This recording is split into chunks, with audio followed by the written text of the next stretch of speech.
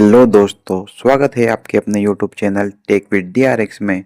तो आज हम कवर करेंगे भारत की जनगणना और उससे रिलेटेड सारे टॉपिक्स एक ही वीडियो में। क्योंकि अभी जनगणना से रिलेटेड चाहे वो कोई भी एग्ज़ाम हुआ, चाहे सीएचएसएल हुआ, चाहे सीजीएल हुआ, चाहे एमटीएस हुआ, हर इसमें जनगणना से रिलेटेड क्वेश्चन आते ही आते हैं। सबसे पहले तो याद रखिए कि जनगणना होती क्या है। जनगणना किसी देश या किसी क्षेत्र में लोगों के बारे में जानकारी एकत्र करना और उसे रिकॉर्ड करना होता है। तो बिना देर किए चलते हैं फटाफट से पहले प्रश्न की ओर। आईने अकबरी पुस्तक के लेखक कौन हैं?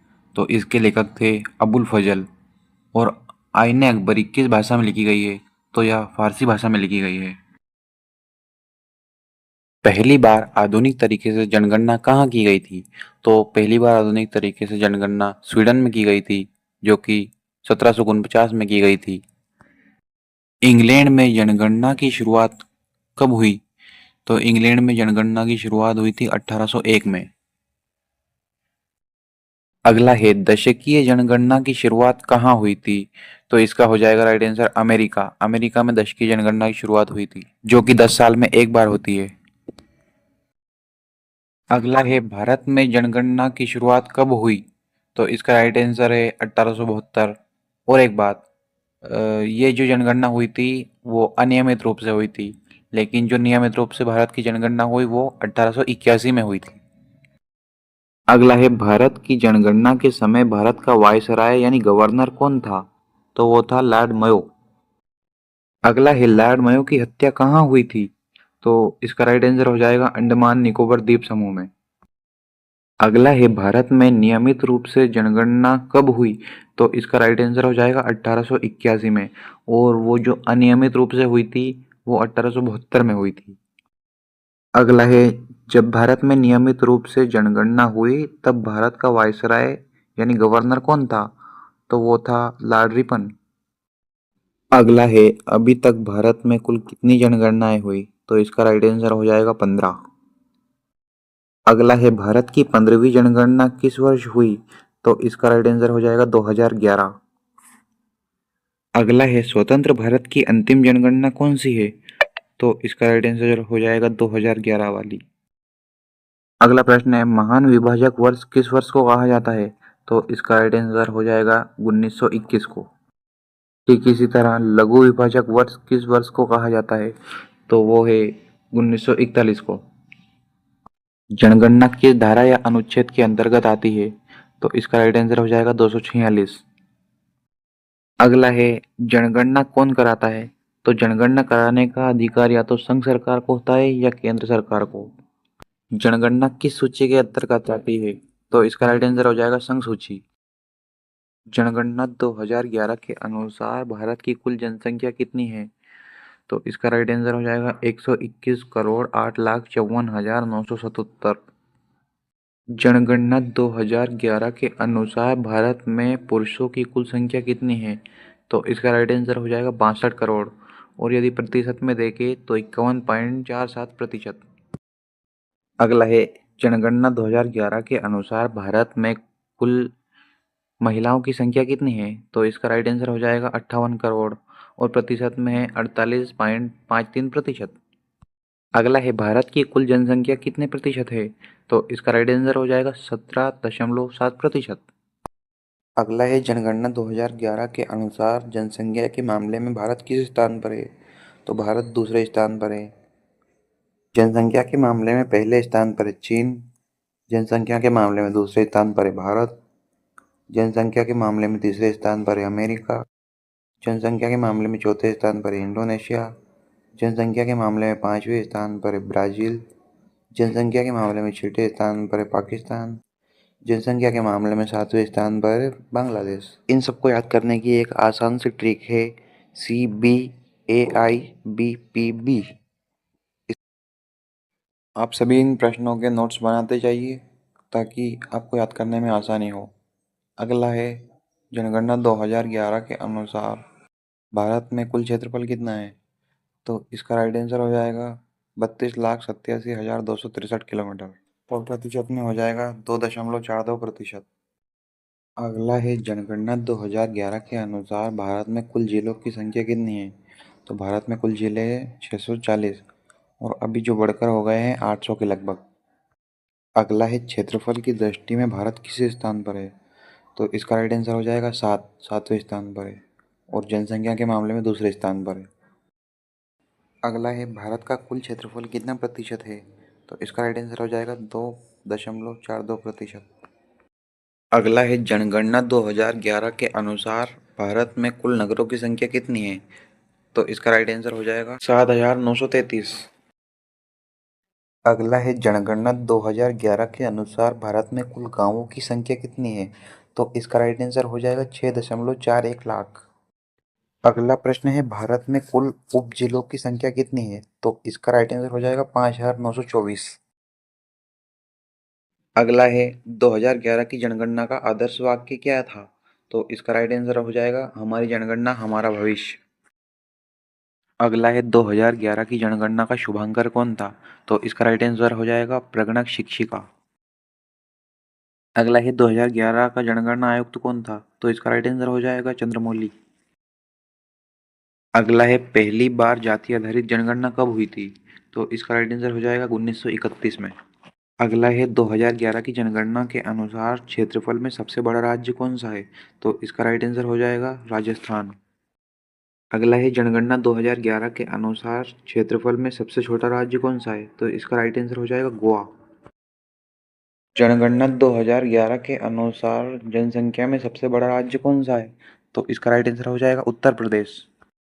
अगला है जनगणना 2011 के अनुसार जनसंख्या में सबसे छोटा राज्य कौन सा है? तो इसका राइट आंसर हो जाएगा सिक्किम।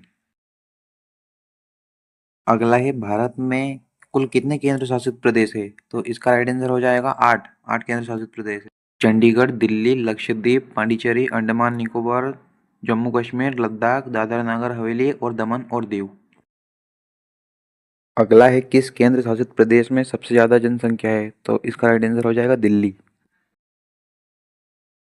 अगला है किस केंद्र शासित प्रदेश में सबसे कम जनसंख्या है? तो इसका राइट आंसर हो जाएगा लक्षद्वीप।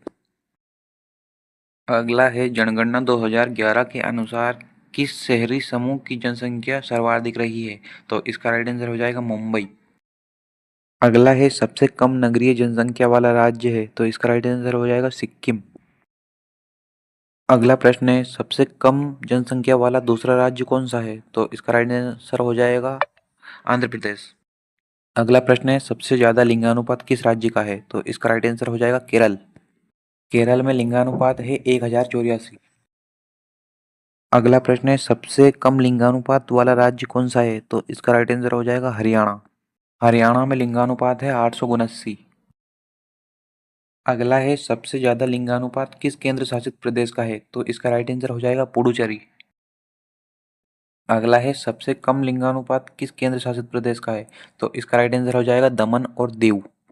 अगला है 2001 में जनसंख्या घनत्व कितना था? तो इसका राइट आंसर हो जाएगा 325।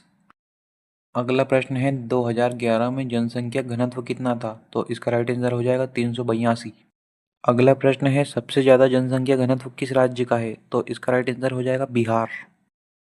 अगला प्रश्न है सबसे कम जनसंख्या घनत्व किस राज्य का है? तो इसका राइट आंसर हो जाएगा अरुणाचल प्रदेश। अगला प्रश्न है सबसे ज्यादा जनसंख्या घनत्व किस केंद्र शासित प्रदेश का है? तो इसका राइट आंसर हो जाएगा दिल्ली।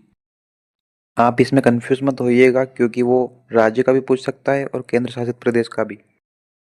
अगला प्रश्न है सबसे कम जनसंख्या घनत्व किस केंद्र शासित प्रदेश का है? तो इसका राइट आंसर हो जाएगा अंडमान निकोबार द्वीप समूह। अगला प्रश्न है जनगणना 2011 के अनुसार भारत की साक्षरता दर कितने प्रतिशत है? तो इसका राइट आंसर हो जाएगा 73। अगला प्रश्न है सबसे ज्यादा साक्षरता दर किस राज्य की है?